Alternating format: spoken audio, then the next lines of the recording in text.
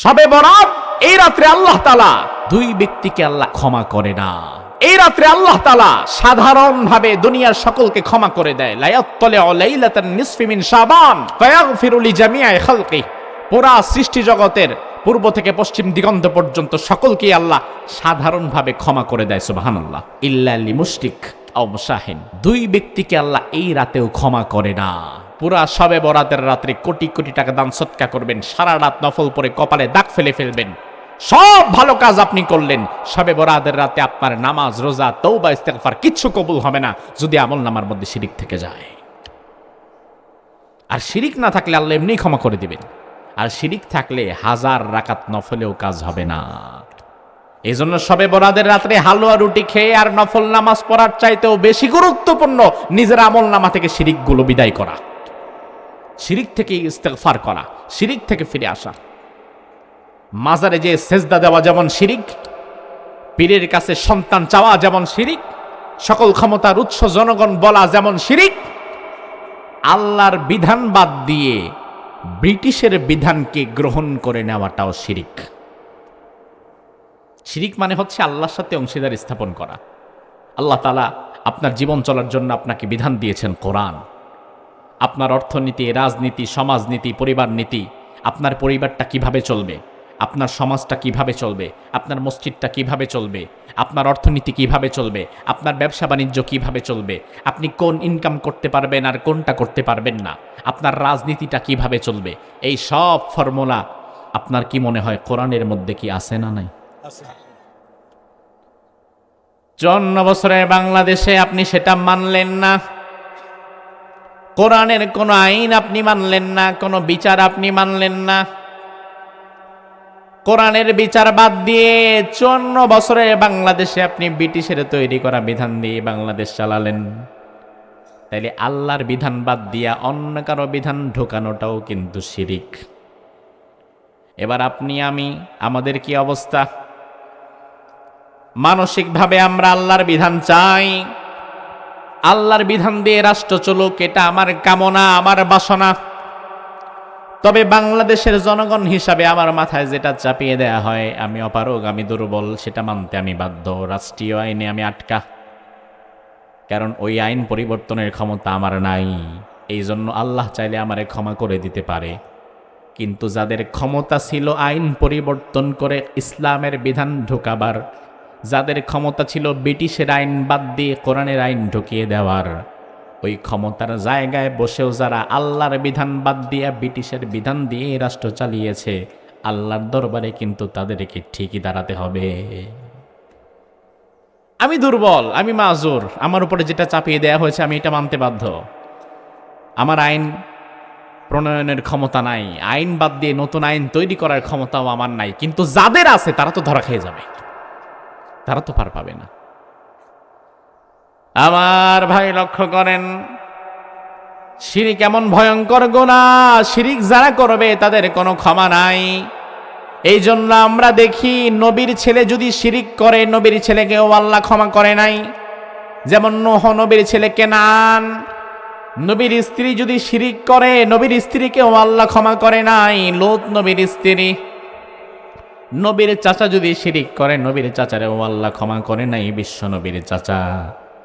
এমনকি নবীর বাবাও যদি শিরিক করে, নবীর বাবারও ক্ষমা নাই, ইব্রাহিম নবীর বাবা। শিরিক যদি আমলনামায় থাকে কোনো ক্ষমা নাই।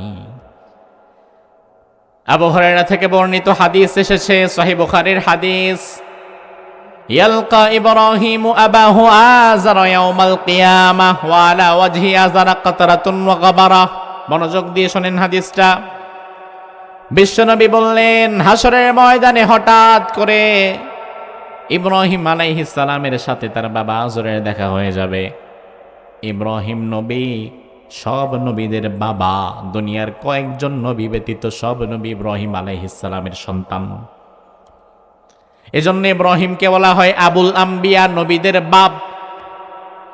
রাসূলুল্লাহর বাপ ইব্রাহিম আলাইহিস সালাম, আমাদেরও জাতির পিতা ইব্রাহিম আলাইহিস সালাম। আমাদের জাতির পিতাকে ইব্রাহিম, যারা কয় না তাদের জাতির পিতাকে আরেকজন। অবশ্য না বলার কারণ হচ্ছে বিগত 17 বছর তারেক বেডারে বাপ বানাইছিলেন। এই জন্য এখন আর মুখে আসে না। জবাব দেন, আমাদের জাতির পিতাকে ইব্রাহিম আলাইহিস এ বিষয়ে কোনো সন্দেহ আছে? সালাম। আবার ভবিষ্যতে নতুন কোনো সরকার আসলে সে যদি আরেকজনের জাতির পিতা বানায়, তারাও মাইনে নিবেন? না যখন যে আসবে তারাই মানবেন? না, সকাল বিকাল যে বাপের পরিচয় পাল্টায়, ও কিন্তু সুসন্তান না, কুসন্তান। আর একাধিক বাপ যার হয়, ওর সমস্যা আছে। আপনি মুসলিম, কিয়ামত হয়ে যেতে পারে, পাহাড় পর্বত ধ্বংস হয়ে যেতে পারে, সাগর মহাসাগর শুকিয়ে যেতে পারে, মুসলমানের বাবা জাতির পিতা হিসাবে কিয়ামত পর্যন্ত ইব্রাহিম ছাড়া আর কেউ থাকবে না, ঠিক কি না? ঠিক। যেই সরকারে আসুক না কেন, জাতির পিতার প্রশ্নে ইব্রাহিম ছাড়া অন্য কাউকে আপনি গ্রহণ করতে পারবেন না। ইব্রাহিম আলাইহিস সালামের সঙ্গে তার বাবা আজরের দেখা হয়ে গেল কিয়ামতের ময়দানে।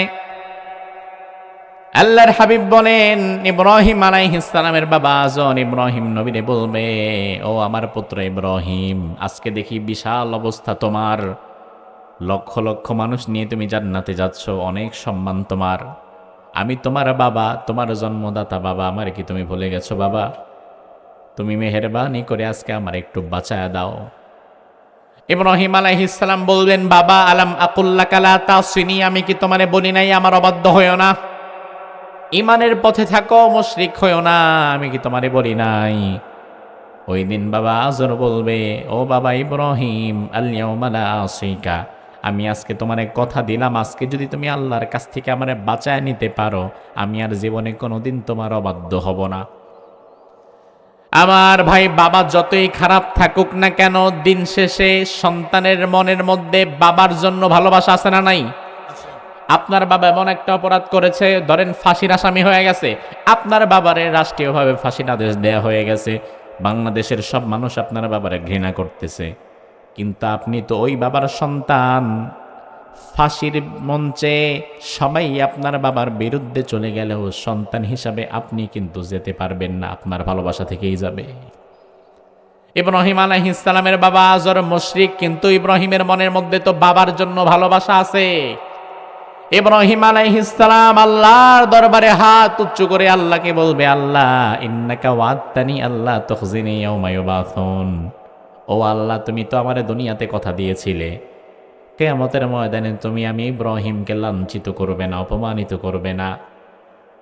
ফাআইয়ু খিজজিন আখজা মিন আবিল আবাদ, আজকে আমার সামনে যদি আমার বাপের জাহান্নামে দেওয়া হয়, তাইলে আমার মান ইজ্জতটা থাকলো কই? দেখেন কি চালাক। সরাসরি বলা যাবে না যে আল্লাহ আমার বাপের জান্নাত দিয়ে দাও, তার কারণ আল্লাহ আগেই বলেছেন যে আমি আল্লাহ তাআলা মুশরিকের জন্য জান্নাত হারাম করে দিছি, আর তোমার বাপে মুশরিক, আর মুশরিকের জন্য নবীর দোয়া করাও জায়েজ নাই। এজন্য সরাসরি বলা যায় না যে আল্লাহ আমার বাপের জান্নাত দিয়ে দাও। এজন্য ঘোরায় পেঁচায় বলতেছে, আল্লাহ তুমি তো আমারে বলছিলা যে তুমি আমার অসম্মান করবা না। আল্লাহ বলে, না, করব না। আল্লাহ, এখন আমার সামনে আমার বাপের যদি জাহান্নাম দেওয়া হয়, এটা কি আমার অসম্মান না? আপনার অনেক সম্মান, বাজার দিয়ে হেঁটে গেলে সবাই আপনারে সালাম দেয়, কিন্তু আপনার বাপেরে আপনার সামনে কেউ জুতো দিয়ে পিটাইলে আপনার সম্মান আর থাকবে না। ইব্রাহিমকে আল্লাহ, আমার যদি আমার বাপেরে জাহান্নামে দিলে আমার সম্মানটা থাকলো কই? আল্লাহ রাব্বুল আলামিন ইব্রাহিম রে বলবে, ও ইব্রাহিম, ইন্নী হারামতুল জান্নাতা আলাল মুশরিকিন, দুনিয়ার মুশরিকদের জন্য আমি আল্লাহ জাহান্নামকে হারাম, আমি আল্লাহ জান্নাত হারাম করেছি। তবে তোমাকে যেহেতু কথা দিছি, তোমার অপমানিত করব না, তোমার সামনে তোমার বাপের জাহান্নামে ফালাইলে তো অপমানিত হবা। কয়, হ্যাঁ, অপমানিত হব। আল্লাহ বলে, ইব্রাহিম উনজুর তাহতা রিজলাইক, নিচের দিকে তাকাও, তোমার বাপ যেখানে দাঁড়ায় ছিল বাপের দিকে তাকাও। ইব্রাহিম আলাইহিস সালাম বাবার দিকে তাকাবেন, তাকিয়ে অবাক হয়ে যাবেন, দেখবেন বাবার জায়গায় বাবার নাই, বাবার কোনো অস্তিত্বই নাই, বরং ইব্রাহিম নবীর বাবা যেখানে দাঁড়িয়েছিল সেখানে রক্ত পুজ মাখা একটা শূকরের বাচ্চা দাঁড়ায় আছে। আল্লাহ বলবেন, ও ফেরেশতারা, এই শূকরের বাচ্চাটাকে জাহান্নামে ফেলে দাও। ইব্রাহিম রে বলবে, ইব্রাহিম, তোমার বাপেরে কিন্তু ফালাই নেই, তুমি তোমার বাপেরে দেখোই নাই, তোমারে অসম্মান থেকে বাঁচালাম, তবে আমি যে মুশরিকের জন্য জান্নাত হারাম করছি এটাও আমি আল্লাহ পূরণ করলাম। ইব্রাহিম নবী এত বড় নবী, তার বাবারে যদি আল্লাহ তার সামনে শুকর বানিয়ে জাহান্নামে দিতে পারে, তাহলে সেখানে আপনি আমি কে? আমল নামায় যদি একটা শিরিক থেকে যায়, আল্লাহর দরবার থেকে বাঁচতে পারবেন না। এই শবে বরাতের রাতে সবার মাফ হবে, সবার গুনাহ মাফ হবে, এই মুশরিকদের মাফ নাই। এই জন্য আল্লাহর ওয়াস্তে আমল নামায় কোনো শিরিক করবেন না। কোনো শিরিক যদি মনে করেন হয়ে গেছে, সাথে সাথে ইস্তেগফার করে ফিরে আসবেন। জাহান্নামী একদল গেল মুশরিক, আর হবে মুনাফিক। তারা কি? মুনাফিক। আর এই মুনাফিক গুলো ইসলামের সব চাইতে বড় দুশমন। কাফের মুশরিকদের চাইতে ইসলামের জঘন্যতম দুশমন হচ্ছে মুনাফিক। ইসলামের জঘন্যতম দুশমন কে? কে? মুনাফিক। কারণ মুনাফিককে চিনতে পারবেন না। আমার ভাই, আমি যদি চিনি কারা আমার শত্রু, তাইলে আমি তাদের কাছ থেকে বেঁচে থাকতে পারবো। কিন্তু আমি যদি না জানি কে আমার শত্রু, তাইলে তো শত্রুর সাথে একসাথে থাকার পরেও আমি বুঝতেই পারবো না। এই জন্য বাহিরের মানুষ ক্ষতি করা যতটা না কঠিন, ভেতরের মানুষ ক্ষতি করা ততটাই সহজ। এই জন্য মুনাফিকরা ইসলামের সবচেয়ে জঘন্য দুশমন। মুনাফিকের ব্যাপারে আল্লাহ বললেন, ইন্নাল মুনাফিকিনা ফিদ দারকিল আসফালি মিনান নার। মুনাফিকদের অবস্থান হবে জাহান্নামের সর্বনিম্নে। আল্লাহ রাব্বুল আলামিন মুনাফিকদেরকে দিয়ে জাহান্নাম উদ্বোধন করবেন। জাহান্নামের সর্বনিম্নে মুনাফিকদের স্থান। রব্বুল আলামিন আরেক আয়াতের মধ্যে বললেন, ইন্নাল্লাহা জামিউল মুনাফিকিনা ওয়াল কাফিরিনা ফি জাহান্নামা জামিআ। আমি আল্লাহ তাআলা কাফেরদেরকে, মুনাফিকদেরকে জাহান্নামে একত্রিত করব, তবে আগে একত্রিত করব মুনাফিকদের। মুনাফিকদের দিয়েই আল্লাহ জাহান্নামটাকে উদ্বোধন করবেন, শুরু করবেন মুনাফিকদেরকে আগুনে ফেলে। মুনাফিক কোন হিন্দু হতে পারবে না, কোন খ্রিস্টান, কোন ইহুদি, কোন বিধর্মী হতে পারবে না, কারণ তারা মুশরিক। মুনাফিক নাস্তিক হতে পারবে না, কারণ সে নাস্তিক। মুনাফিক হবে ওই ব্যক্তি যে মুখে মুখে ঈমানের কথা বলবে, তবে কাজে পরিণত করবে না। মুখে ইসলামের কথা বলবে, আবার সুযোগ পাইলে ইসলামরে জবাই করে দিবে। এরাই হচ্ছে মুনাফিক, যাদের মুখের কথার সাথে অন্তরের কোনো মিল খুঁজে পাবেন না। মুনাফিকদের ব্যাপারে আল্লাহ কোরআনের মধ্যে বললেন, মুনাফিকদের একটা ছোট্ট আলামত আল্লাহ বললেন, ওয়া আন্নাহুম ইয়াকুলুনা মা লা ইয়াফালুন। মুনাফিক হচ্ছে তারা যেটা মুখে পড়ে এটা তারা কাজে পরিণত করে না, আবার যেটা তারা কাজে পরিণত করে এটা তারা মুখে বলে না। যাদের মুখের সাথে অন্তরের কোনো মিল নাই, তারাই হচ্ছে মুনাফিক। তারা কি? জোরে কন। বাংলাদেশে এমন মানুষ তো নাই, আলহামদুলিল্লাহ। আছে? আছে? বেশি না কম? বেশি না কম? বেশি। বেশি মানে কি? আমরাই। আহারে, এই যে এই বাংলাদেশের একটা নাম কি জানেন? এই বাংলাদেশের ঢাকা শহরকে বলা হয় মসজিদের শহর। বাংলাদেশকে বলা হয় বিশ্ব ইস্তেমার দেশ। বাংলাদেশের আরেকটা ক্রেডিট হচ্ছে, এদেশকে বলা হয় 92% মুসলমানের দেশ। কত ভাগ? কত ভাগ? তার মানে 100 মানুষের মধ্যে 92 জনই মুসলমান। 92% মুসলমানের দেশ বাংলাদেশ। অথচ অবাক করা বিষয় হচ্ছে, 92% মুসলমান যেই দেশে, ওই দেশে 54 বছরেও আল্লাহর বিধান প্রতিষ্ঠা হয়নি। এই 54 বছরে ক্ষমতায় যারাই গেছে, সর্বোচ্চ ক্ষমতায় কোনো হিন্দু, বৌদ্ধ, খ্রিস্টান, ইহুদি যায় নাই। মুসলমানই গেছে ঘুরে ফিরে। আওয়ামী লীগ হোক, বিএনপি হোক, জাতীয় পার্টি হোক, ঘুরে ফিরে মুসলমানই ছিল। কিন্তু 54 বছরের বাংলাদেশে ইসলামের একটি বিধানও প্রতিষ্ঠা হয় নাই, কোরআনের একটা আয়াতও প্রতিষ্ঠা হয় নাই। অথচ 92% কিন্তু মুসলমান। আমার ভাই, তার কারণ হচ্ছে বাংলাদেশের মুসলমান হয়ে গেছে কাজীর গরুর মতো। কাজীর গরু যেমন লেখায় আছে বাস্তবে নাই। বাংলাদেশের মুসলমানও শুধু লেখায় আছে, বাস্তবে নাই। এই যে আমার হাতে দেখেন একটা সাদা কাগজ, একদম সাদা, ক্রিস্টাল ক্লিয়ার, কোনো দাগ নাই। এখন আমি যদি এখানে লিখি পয়াকার পা নয় শিকারণী, উচ্চারণ কি হবে? হ্যাঁ, পানি। এবার আমি যদি লিখি সরেয়া গয়রস্যকার গো দন্তান্ন, উচ্চারণ কি হবে?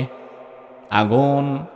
তাহলে আমি যে লিখলাম এখানে পানি, পানিটা লেখার সাথে সাথে কাগজটা ভিজবে। কথা কয় ভিজবে। যদি লিখি আগুন, সাথে সাথে কাগজটা পুড়বে। অথচ আজব, পানি আছে কাগজ ভিজে না, আগুনও আছে কাগজ পুড়ে না। আমার ভাই, তার কারণ হচ্ছে এই পানি আসল পানি না, এই আগুন আসল আগুন না। এই পানি শুধু লেখার পানি, ফলস পানি, ভুয়া পানি। এই আগুন শুধু লেখার আগুন, ফলস আগুন, ভুয়া আগুন। সত্যিকারের পানি থাকলে কাগজটা ভিজে যেত, সত্যিকারের আগুন থাকলে কাগজটা পড়ে যেত। বাংলাদেশের মুসলমানও এখন মূলত আদমশুমারিতে আর ভোটারের লিস্টে ধর্মের জায়গায় শুধু ইসলাম লেখার মধ্যেই সীমাবদ্ধ, আসল মুসলমান না। বাংলাদেশে প্রকৃতার্থে 92% মুসলমানের দরকার নাই। এই দেশে যদি সাহাবায়ে কেরামের মতো সত্যিকারের 51% ইমানদারও থাকতো, তাইলে এই দেশটা বহু আগেই আল্লাহর কোরআন দ্বারা পরিচালিত হতো। 92% মুসলমানের দেশ হওয়ার পরেও আপনি ইসলামকে ক্ষমতায় আনতে পারেন না। তার কারণ 92% মুসলমানের ভিতরে ঘাপটি মেরে থাকা অধিকাংশ মুনাফিক। তারা নিজেরাই জীবনে চায় না ইসলাম ক্ষমতায় যাক, তারা নিজেরাই জীবনে চায় না কোরআন ক্ষমতায় যাক। তার কারণ এই সমাজের অধিকাংশ মানুষ যারা ইসলামকে ক্ষমতায় দেখতে চায় না, যারা কোরআনকে ক্ষমতায় দেখতে চায় না, এর কারণ হচ্ছে ইসলাম ক্ষমতায় গেলে, কোরআন প্রতিষ্ঠা হয়ে গেলে নিজেদের 2 নাম্বারই বন্ধ হয়ে যাবে। নিজেদের ব্যক্তি স্বার্থকে টিকিয়ে রাখার জন্য তারা ইসলামকে চায় না, ইসলামকে জন্যই তারা চায় না। বিশ্বাস না হলে আপনি আপনার নেতা মাহফিলে আসবে, 50,000 টাকা দিয়ে দিবে, খুব খুশি আপনি। আপনি বলবেন যে রমজান মাস, মসজিদে 10টা কোরআন শরীফ লাগবে, মানুষজন একটু তেলাওয়াত করবে। আপনার নেতা 10টা না, মসজিদে রমজান মাসে তেলাওয়াতের জন্য 20টা কোরআন শরীফ কিনে দিবে। এমন নেতা আছে না নাই? আপনি বলবেন আমাদের মাদ্রাসা এতিমখানা, 50টা কোরআন শরীফ লাগবে, এতিম বাচ্চারা কোরআন পড়তে পারতেছে না, কোরআন শরীফ নাই। আপনার নেতা এতিমখানার জন্য 50টার জায়গায় 100 পিস কোরআন শরীফ কিনে দিবে। আপনি দেখলেন আল্লাহ, নেতার কাছে চাইলাম 10টা, নেতা দিল 20টা, চাইলাম 50টা, নেতা দিল 100 কোরআন। তাহলে কোরআনের লিগে আমার নেতার কত মায়া।